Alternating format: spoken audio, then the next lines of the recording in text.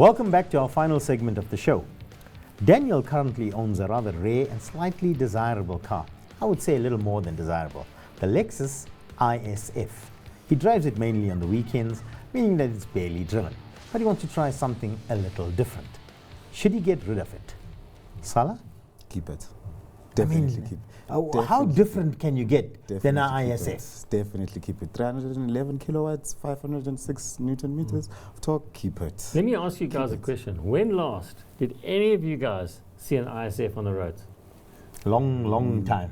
When last did you see a E63, a M3, a M4? Well, I just passed two coming in, but they were standing still, I must say. Every Tom, Dick and time you Harry's see got them. one. But an ISF? No, you hardly see them. In that segment, probably South Africa's best kept secret. Yeah. It gives you the performance of all of those vehicles. True. It may not be the best handling. It may not be the fastest of the lot. But I mean, anybody driving that car, it's got tons of guts. It sounds awesome. And you want to go and change And it it's for different. something else? And it's different. it is different. It's You're right. such a beautiful sound. No, So how much more different can you get? definitely. It's only done 76,000 Ks, and basically it's a big fat Toyota, so it'll do another 700,000 Ks before there's an issue. Keep it. I mean, everybody that's got any sort of tow truck or old car that they want to put a big fat engine in, what do they put in? Lexus engine. V8. Yeah. Why? Because they last forever. So keep the damn thing. Don't even consider going and buying something else. You'll get, 0 to 100 in half a second quicker, but that depends on how you drive. You're not going to take it on a racetrack. No, you're not. No, you're definitely not. And you can put your family in and drive. Yeah. But if you want to sell it, phone Mike because he wants to buy it. Yes, Hey, Mike, I do. he'll trade it in on. He's got a couple of Porsches for you, something like that. Trade it in. Yeah, he's got an Audi R8 for you as well. Bring it Mike's got an R8 for you. Different. You can be different. Mike will only make 300K profit on it. It's fine. All right. Moving on to our final question for this episode, and it's from Micaiah, who raises a rather valid point. He's noticed that the Mercedes-Benz, which is his E400, doesn't come with a spare tyre. Instead, it's only got a tyre repair kit.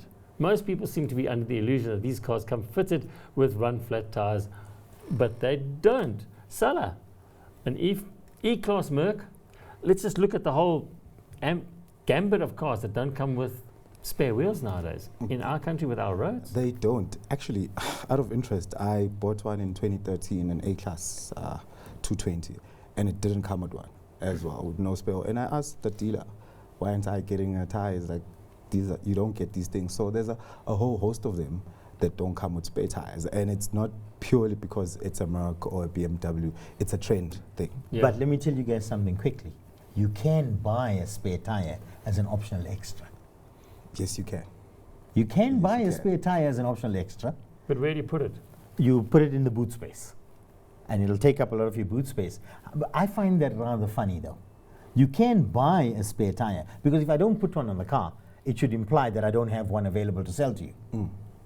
Makes sense. Makes sense. Makes sense. But you can buy it as an optional extra. So pretty soon, you're going to have to take your own 4 tires, your steering wheel, your navigation, and All the extras maybe you the add two maybe the 2 seats you want in the car before you go pick your car up. Now that's a bit extreme. I mean, if we look at, there's lots of cars that don't come with spare wheels. I know a couple of the Volkswagens don't come with a spare wheel. A couple of Audis don't.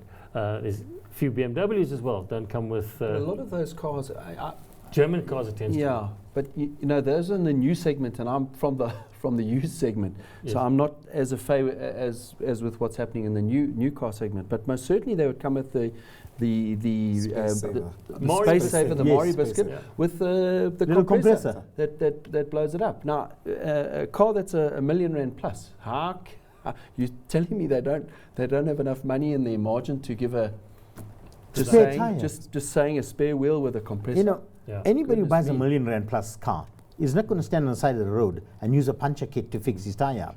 If he does, how does he pump it up anyway? I don't think it boils down to the price of the car. I No. think especially in our country, with the condition of our roads, you need, if you're not going to get a spare wheel, you need run-flat tires. Have to.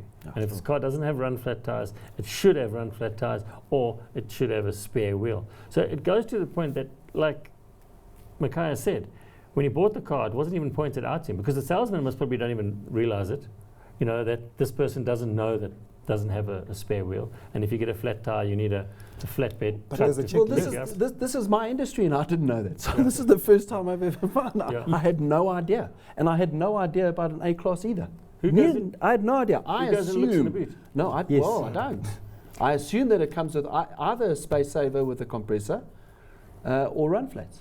That's what I assume. So your job when you get back to your showroom is to Is go check and everything. check every car, to see Check which all is- the cars, the new Because there's ones. a lot of cars out there. So if you're buying a new car, specifically German cars, because there aren't any Japanese, Korean, or Chinese cars that don't come out, or French cars, whatever, that don't have spare wheels. It's German cars. Check and see that your car's got a spare wheel. And if it's only got a puncture repair, I think BMW actually give you, if it's BMW, if you want a spare wheel, it's free of charge. They'll chuck it in there for you. But Really? yeah, I think it is on some of them. No, they'll there's actually- nothing free, I Adam. don't You know. can't say free. You've already I paid You for it can't anyway. say free, Adam. know. There's nothing free. At no don't know. extra charge. Just to add as well, the other reason why they removed these spare wheels or spare tires is because it makes the car faster. Oh, Yeah. wait. Oh, Wait, yes. So go on a diet. Yeah, so that's the other reason as well. Yeah, so they took it's off 500 grams 500 and grams off, the car gets faster.